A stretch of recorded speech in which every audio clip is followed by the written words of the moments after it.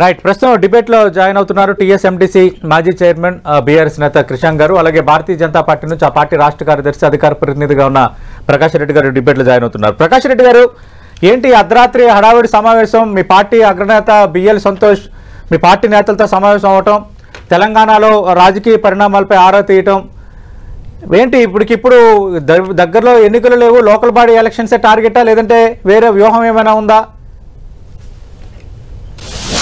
ముందు పెద్దలందరికీ నమస్కారం.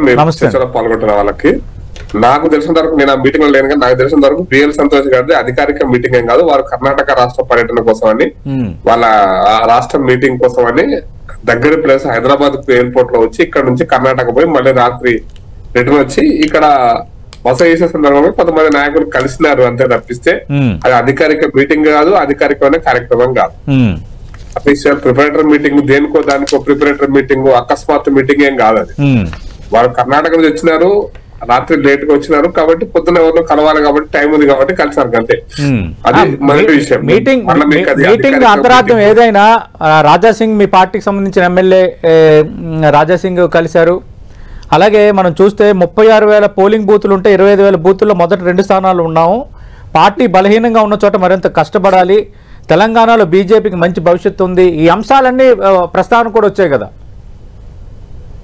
సార్. లెక్కలు అవన్నీ వచ్చినాయి సార్. మాకు 15,000 మొత్తం 35,000 పోలింగ్ బూత్లలో 15,000 పార్లమెంట్ ఎన్నికల్లో 15,000 పోలింగ్ బూత్లలో మేము ఫస్ట్ ప్లేస్ లో ఉన్నాం.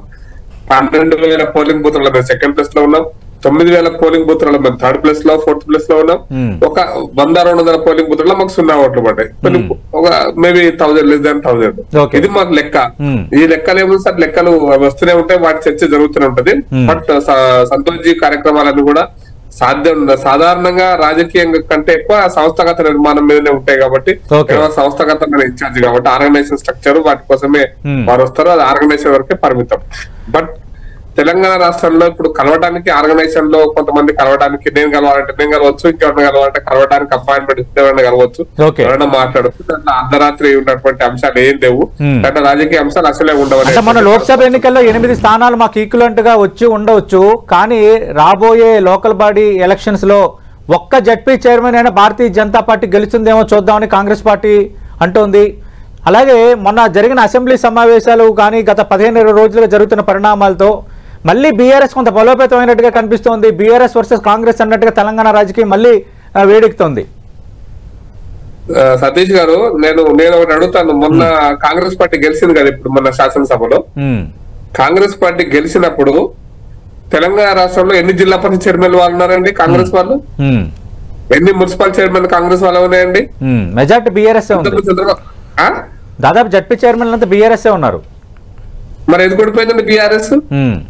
అంతకుముందు ఆంధ్రప్రదేశ్ రాష్ట్రంలో గతంలో కూడా ఎప్పుడైనా సరే, గతంలో కూడా బీఆర్ఎస్ అక్కడ వైసీపీ మనకు గుర్తు చేయడం కోసం చెప్తున్నా, ఏ రాష్ట్రం అయినా అట్లాగా ఉంటుంది. కానీ వైసీపీ ఎన్ని జిల్లా పరిషత్లు ఉంటే, టీడీపీ ఎన్ని జిల్లా పరిషత్ ఉంటే, ఎన్ని మున్సిపాలిటీలు గెలిచింది, ఇప్పుడు అధికారం ఎట్లా వచ్చింది, ఎన్ని సీట్ల అధికారం ఎట్లా వచ్చింది టీడీపీ పక్కన రాష్ట్రం కదా. ఎగ్జాంపుల్ కోసం అడుగుతుంది. అయితే మీరు చెప్పిందంటే నేను ఒక్క విషయంతో ఏకీభవిస్తాను. ఎప్పుడు కూడా లోకల్ బాడీ ఎలక్షన్స్ లో అధికార పార్టీకి దాదాపుగా అడ్వాంటేజ్ ఉంటుంది. అది ఎక్కడ ఏ స్టేట్ లో చూసినా అది ఫినామినానే. కానీ ఇప్పుడు 2వ స్థానంలో ఎవరు వస్తారనేది ఇంపార్టెంట్. మీరు అసెంబ్లీలో 8 స్థానాలు గెలుచుకున్నారు, లోక్సభలో రికార్డు స్థాయి 8 స్థానాలు గెలుచుకున్నారు. మరి ఆ వాతావరణం లోకల్ బాడీ ఎలక్షన్స్ లో కనిపిస్తుందా? అప్పుడేమో బీఆర్ఎస్ ఒక్క సీట్ రాలేదు కాబట్టి కారు 0 అయిపోయిందని మీ నేతలందరూ మాట్లాడారు. కానీ ఇప్పుడు రేపు పొద్దున లోకల్ బాడీ ఎలక్షన్స్ కూడా క్రైటీరియా కదా. సతీష్ గారు, ఒక విషయం చాలా స్పష్టం. బీఆర్ఎస్ 38 అసెంబ్లీలు గెలిచింది. సరే, ఒక 9 మంది 10 మంది ఇప్పటికే పోయినారు. ఒక 5-10 మంది పోతారు, ఇంకా ఉంటారు అనేటువంటి లెక్కకు వస్తుంది. ఎంతమంది పోతారో తెలియదు, లోకల్ బాడీస్ ఎప్పుడు పెడతారో తెలియదు. అయితే నేను మళ్ళీ క్లారిటీ చెప్తున్నా ఏంటంటే, లోకల్ బాడీ ఎలక్షన్స్ లో సాధారణంగా గ్రామ రాజకీయాలు, పట్టణ రాజకీయాలు కొంచెం డిఫరెంట్ గా ఉంటాయి. కానీ గ్రామ రాజకీయాల్లో 2 గ్రూపులు ఉంటాయి. వాళ్ళకి పార్టీలతో చాలా తక్కువ సంబంధం ఉంటుంది. సర్పంచ్ ఎలక్షన్ అయితే పార్టీలకు అతీతంగానే జరుగుతాయి, పార్టీకి సంబంధం లేదు. గెలిచిన ప్రతి సర్పంచ్ అధికార పార్టీలో ఉన్నట్టుగానే ఉంటుంది. ప్రతిపక్ష పార్టీలో ఉంటే వాళ్ళు ఎప్పుడు ఫీలే కారు. కాబట్టి సర్పంచ్ ఎలక్షన్స్ అనేటువంటిది పూర్తిగా మన దగ్గర కూడా గుర్తు మీద జరుగుతున్నాయి ఎలక్షన్స్. కాబట్టి గుర్తు లేకుండా జరుగుతాయి కాబట్టి గుర్తుకు సంబంధం లేనటువంటి అంశం. ఎంపీటీసీ జెడ్పీటీసీలు అంటారా, దానికి కూడా గ్రామర్ ఎంపీటీసీలు అంటే ఆల్మోస్ట్ 2 సర్పంచులు, 1 సర్పంచ్, 3 సర్పంచులు అంతే ఉండేటువంటి ఏరియా. ఒకసారి సర్పంచ్ కంటే తక్కువ ఉంటాయి ఎంపీటీసీ ఓట్లు. అయితే ఆ సందర్భంగా గుర్తు మీద జరుగుతున్నాయి కాబట్టి గతంలో ఎన్ని ఎంపీపీలు ఎన్ని జడ్పీపీలు బీఆర్ఎస్ గెలిచింది, ఇప్పుడు ఎన్ని గెలిచింది అనేటువంటిది లెక్క కూడా వస్తుంది. ఆ విషయంలో గ్రామ రాజకీయాల్లో 2 గ్రూపులు ఉంటాయి. మేము స్థానిక సంస్థలను స్థానికంగా మా పార్టీని బలోపేతం చేస్తే సహజంగా మా ఎన్నికలు మా సర్పంచ్ ఎలక్షన్ ఉపయోగపడతాయి. కాబట్టి ప్రతి బూత్ లో మా నాయకుడు ఉండాలి, మా కార్యకర్త ఉండాలి, కార్యకర్తకు నాయకులు ఎదగాలి. ఆ ప్రక్రియనే జరుగుతుంది చర్చ మా పార్టీలో తప్పిస్తే ఇక మళ్ళీ ఏ పార్టీలు ఉంటేది మా పార్టీ తెచ్చుకున్నాము, అన్ని పార్టీలు ఉంటేది మా పార్టీ తెచ్చుకున్నాం అనేటువంటి సంస్కృతిలో కాంగ్రెస్ పార్టీ ఉంది. అందరు జిల్లా పరిషత్తులు కాంగ్రెస్ పార్టీ మాట పడతారు. రేపు పొద్దున అది ఇంకొక రకమైనటువంటి రాజకీయాలు గతంలో కూడా చేశారు. కాబట్టి నేను దాన్ని అంటే జిల్లా పరిషత్ ఎలక్షన్స్ ఎవరు సెకండ్ ఉంటారు, ఎవరికి సెకండ్ ఓట్లు పడతాయంటే గతంలో సెకండ్ కాంగ్రెస్ లేదు. సెకండ్ హైదరాబాద్ జిహెచ్ఎంసీలో ముచ్చటగా 2 సీట్లు గెలిచింది. అంటే తర్వాత బై ఎలక్షన్ 3 సీట్లు గెలిచింది కాంగ్రెస్ పార్టీ. ముచ్చటగా 3 అంటే 3 గెలిచింది. ఇప్పుడు ఆ వాతావరణం భారతీయ జనతా పార్టీకి ఉందా గ్రేటర్ హైదరాబాద్ లో కానీ మిగతా జిల్లాల్లో కానీ? మీరు గ్రేటర్ హైదరాబాద్ యొక్క ఇన్ఫ్లుయెన్స్ ఖచ్చితంగా జిల్లాలో ఉంటారు సతీష్ గారు. గ్రేటర్ హైదరాబాద్ అంటేనే మీ 24-25 శాసనసభ నియోజకవర్గాలు అంటే 25% ఆఫ్ తెలంగాణ ఇక్కడే ఉంది. ఇది కాకుండా దీని ప్రభావంతో చుట్టుముట్టినటువంటి సబర్బన్ ఏరియాస్ ఉంది. అట్ ది సేమ్ టైం ఒకటి మాత్రం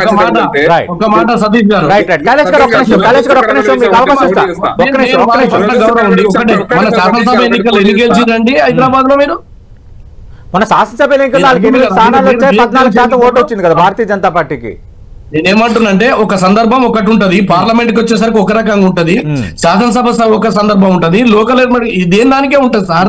దానికి చెప్పారు కానీ లోకల్ బాడీస్ ఎలక్షన్స్ గెలవరు కాబట్టి బీజేపీ పని అయిపోయింది అనేటువంటి భావంతో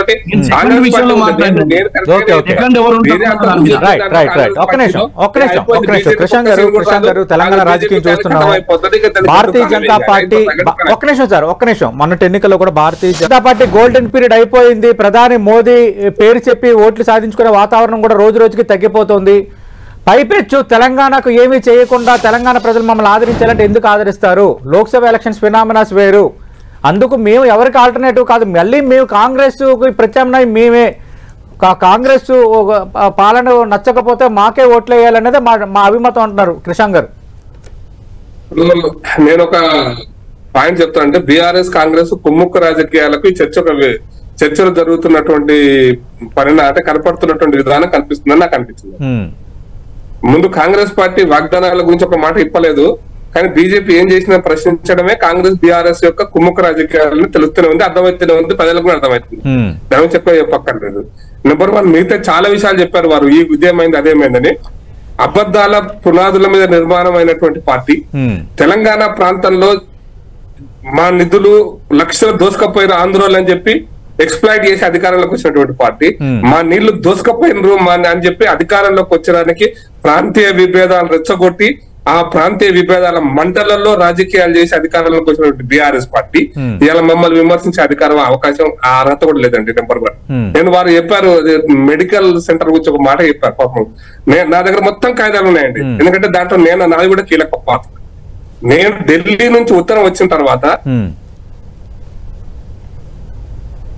హలో సీక్రెట్ ఉండే, ఇప్పుడు నేను ఓపెన్ గా మాట 10 ఎకరాల భూమి ఇవ్వడానికి సంవత్సరం కాలం పాటు పడితే నేను హరీష్ రావు గారు పిఎస్ తో మాట్లాడి సార్ ఆ ఫైల్ ఉంది మీరు నేను క్లియర్ చేయండి, అది కేబినెట్ కు రాబోతుంది అని చెప్పి నేను మాట్లాడితే నువ్వు ఎవరైనా అడిగిండు ఆయన పెద్ద మనిషి హరీష్ రావు పిఎస్. నేను సార్ ఈ పలానా విషయం నీకెట్లా తెలుసు సార్ అడిగింది, నా ఫైల్ దగ్గర ఉన్నట్టు నాకు తెలుసు ఫైల్ ఎట్లుందో అక్కడ ఉన్న ఆఫీసర్ చెప్పారు. ఈ 50 ఎకరాల భూమి ఇవ్వడానికి 2 సంవత్సరాలు పట్టింది. చివరికి వీళ్ళ దగ్గర నుంచి కన్సెంట్ రకం మేము ఆఖరికి ఏం అడిగినామంటే మా సంజయ్ గారు ఉత్తరం రాశారు, ఆఖరికి ఐడిపిఎల్ భూమి కేంద్ర ప్రభుత్వం యొక్క పబ్లిక్ సెక్టార్ లో ఉంది కదా, అదన్నా మాకు 100 ఎకరాలు మాకు ఇస్తే అక్కడ మంచి నైపర్ బిల్డింగ్ పక్కన ఒక నేషనల్ ఇంటర్నేషనల్ అది ఒక ట్రెడిషనల్ మెడిసిన్ సెంటర్ ఒకటి వస్తుందని చెప్పారు. అప్పటికి కూడా స్పందించనటువంటి తెలంగాణ ప్రజలకు ద్రోహం చేసినటువంటి పార్టీ, ప్రపంచ ప్రఖ్యాతి గెలిచిన ఒక ఇన్స్టిట్యూట్ హైదరాబాద్ రావడానికి అడ్డం పడ్డది హరీష్ రావు. ఫైల్ 2 ఏళ్ళు ఉందని సతీష్ గారు డాక్యుమెంట్స్ మొత్తం నా దగ్గర ఉన్నాయి. ప్రకాష్ రెడ్డి గారు రాజకీయంగా మీ పార్టీల మధ్య తరహా వాదనలు విమర్శలు ప్రతి విమర్శలు ఉండొచ్చు. నేనంటుంది ఏంటంటే ప్రతి అసెంబ్లీ ఎలక్షన్స్ లో కొంత పెర్ఫార్మెన్స్ మీరు చూపించడం, అలాగే లోక్సభ ఎలక్షన్స్ లో అంతకుముందు 2019 ఎన్నికల్లో కాంగ్రెస్ కంటే మెరుగ్గా ఒక స్థానం గెలుచుకున్నారు. బట్ వేరే అసెంబ్లీకి వచ్చేసరికి వాతావరణం వేరు. మళ్ళీ ఇక్కడ కూడా కాంగ్రెస్ కి ఈక్వల్ మనం 8 లోక్సభ స్థానాలు గెలుచుకున్నారు. మరి రేపు పొద్దున లోకల్ పార్టీస్ లో భారతీయ జనతా పార్టీకి 2వ స్థానం వస్తుందంటే ఏమో చెప్పలేని పరిస్థితి. ఎందుకంటే పార్టీ రాష్ట్రంలో సంస్థాగతంగా ఎందుకు ఎదలేకపోతుంది? లోక్సభ వరకు రిజల్ట్స్ ని పెర్ఫార్మెన్స్ ని కనబరుస్తున్న Bharatiya Janata party local body elections కి వచ్చేసరికి ఎందుకు అనుకున్నంత స్థాయిలో ముందుకు వెళ్ళలేకపోతుంది? గత 12 సంవత్సరాల ఫినామినా బేస్ చేసుకుని నేను అడుగుతున్నాను ఈ ప్రశ్న. నండగా సతీష్ గారు, నేను ఒకటే పాయింట్ చెప్తాను సతీష్ గారు. ఒరిస్సాలో ఏం జరిగిందో తెలంగాణలో అదే జరుగుతుంది. తెలంగాణలో సమాధానం చెప్పి ప్రజలు సమాధానం చెప్తారు. తెలంగాణ పార్టీకి, తెలంగాణ పేరు మీద ప్రజలను మోసం చేసిన పార్టీకి, తెలంగాణ ఎక్స్ప్లైట్ చేసిన పార్టీకి తెలంగాణ యొక్క స్థానం లేదు. నూకలు చెల్లినాయి. ఆ పార్టీ ఒక్క సీట్ రాలేదు. ఇంకా సీట్ ఇంకొక సీట్ ఒక జిల్లా పరిషత్ కాదు కదా, ఒక ఎంపీటీసీ కాదు కదా, ఒక ఎంపీపీ గెలిచే పరిస్థితి లేదు, ఒక మున్సిపాలిటీ గెలిచే పరిస్థితి లేదు. కాబట్టి మేము ప్రత్యామ్నాయం కాదు. ఈ ఎన్నికలలో మేమే అత్యధిక స్థానాలు గెలుస్తాం. కాంగ్రెస్ పార్టీ వచ్చే ఎన్నికల్లో మీరు కాంగ్రెస్ పార్టీని దేవుడు కాపాడలేడు. కాంగ్రెస్ పార్టీ వ్యతిరేకత ప్రజల్లో విపరీతంగా స్టార్ట్ అయింది. కైలాష్ గారు, భారతీయ జనతా పార్టీ తెలంగాణ రాష్ట్రంలో ఖచ్చితంగా మేము ఈసారి లోకల్ బాడీ. ప్రకాష్ రెడ్డి గారు, ఓకే, ఈ ఇష్యూస్ అన్ని మీరు వాళ్ళు అడగటం మీరు చెప్పడం అన్ని జరుగుతున్నాయి. బట్ భారతీయ జనతా పార్టీలో కూడా ఇంటర్నల్ గా అంటే local body elections non serious గా తీసుకుంటున్నారు. సంస్థాగతంగా కాన్సన్ట్రేషన్ చేయటం లేదు. ప్రతిసారి లోక్సభ ఎలక్షన్స్ అయిపోయిన వెంటనే మళ్ళీ కార్డు వదిలేస్తున్నారు. ఆ తరహా చర్చ మీ పార్టీలో ఉన్నమాట వాస్తవం కాదా? నేను ముందు కృషాంక్ గారు చెప్పిన దానికి స్పందిస్తాను. ఏ రాష్ట్రంలో రాజ్యాంగం ప్రకారం రాజ్యాంగ పుస్తకం ఉంది. ఏ రాష్ట్రంలో అయినా ఏ ప్రాంతంలో అయినా ప్రభుత్వ భూములను రాష్ట్ర ప్రభుత్వ ఆధీనంలోనే భూములు ఉంటాయి. ఐడిపిఎల్ భూమి కూడా కావాలని రాసినటువంటి ఉత్తరం నా దగ్గర ఉంది. కావాలంటే వాట్సాప్ పెడతాను, మీకు చూపించుకోండి సార్. నెంబర్ టూ అది కావాలని మేము రాసినాం సార్ హరీష్ రావు గారికి. సంజయ్ గారు రాశారు ఐడిపిఎల్ భూములు అంటే ఐడిపిఎల్ గ్రీన్ జోన్ లకు వస్తాయి కాబట్టి ఇయ్యలేము అని చెప్పి కూడా ఆయన రివర్స్ దాని ఫైల్ మీద రాసినటువంటి కాపీ కూడా నా దగ్గర ఉందండి. కాబట్టి ఇంటర్నల్ ఫైల్ అప్పుడు చెప్పలేము, అధికారులు మాకు చూపించింది కానీ ఇప్పుడు నేను చెప్పగలుగుతాను. ఎందుకంటే అధికారులు ప్రభుత్వం మారిపోయింది కాబట్టి కొంచెం అధికారులు కూడా సేఫ్ కాబట్టి. నెంబర్ టూ, మీరు అన్నటువంటి పార్లమెంట్ ఎన్నికల తర్వాత వచ్చిన రిజల్ట్ లో తర్వాత పంచాయతీ ఎన్నికల లైట్ తీసుకుంటున్నాం అంటే కాదు. ఇట్ ఈస్ నాట్ అది నో. మేము ఖచ్చితంగా పంచాయతీ నుంచి పార్లమెంట్ దాకా ఏ ఎన్నికలైనా సీరియస్ తీసుకుంటాం, పంచాయతీ నుంచి పార్లమెంట్ దాకా. అయితే ఒకటి మాత్రం ఖచ్చితంగా అంటే తెలంగాణ రాష్ట్రంలో మీకు సర్పంచ్ గెలవడం కోసం చిన్న చిన్న గ్రామాల్లో 10, 20, 30, 40 లక్షలు పెట్టేటువంటి పరిస్థితి. అది రెండు పార్టీలకు దోసుకున్న పైసలు వాళ్ళ నాయకులు వాళ్ళ కార్యకర్తలు పెడుతున్నారు కాబట్టి ఆ అవకాశం ఉంటది. మొన్న అసెంబ్లీ ఎన్నికల్లో కూడా దేశంలో ఎక్కడ లేకపోయినా కాంగ్రెస్ పార్టీ ఏ విధమైన అడ్వర్టైజ్మెంట్ ఇచ్చిందో మీరు చూసారు. 6 గ్యారెంటీలు చట్టబద్ధత అనేటువంటి ప్రజలు అర్థం చేసుకున్నారు. రుణమాఫీ పేరు మీద తెలంగాణ రైతులను మోసం చేసి